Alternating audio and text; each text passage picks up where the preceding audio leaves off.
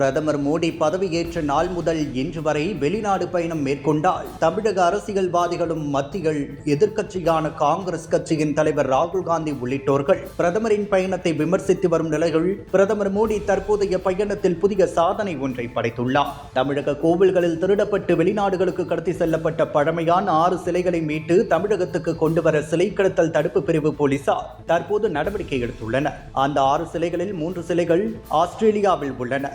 அந்த சிலைகளை தமிழகத்துக்கு திருப்பி ஒப்படைக்க ஆஸ்திரேலிய அரசு ஒப்புக்கொண்டுள்ளது. அந்த சிலைகளில் ஒன்று திரிசூல பத்ரகாளி அம்மன் சிலையாகும். அந்த சிலை திருவாரூர் மாவட்டம் கடுவன்குடி கிராமத்தில் உள்ள கைலாசநாதர் கோவிலை சேர்ந்தது. இன்னொரு சிலை நந்தி சிலையாகும். இதுவும் அதே கோவிலை சேர்ந்தது.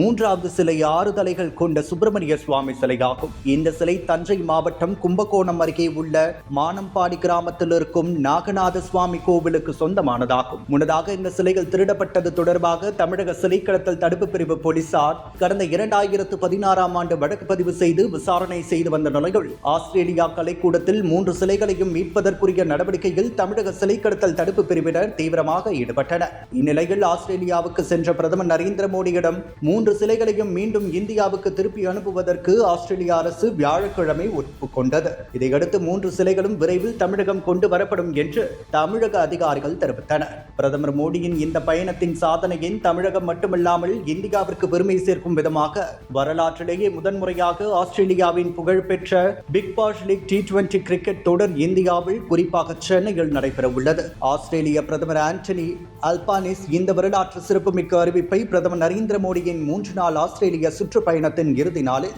இரு நாட்டு பிரதமர்களும் இணைந்து இந்த அறிவிப்பை வெளியிட்டனர். இதெல்லாம் எதிர்க்கட்சிகளுக்கு பெரும் அதிர்ச்சியை கொடுத்துள்ளது. பிரதமர் மோடியை விமர்சனம் செய்தவர்களுக்கும் இது சரியான பதிலடியை கொடுத்துள்ளதாக கூறப்படுகிறது.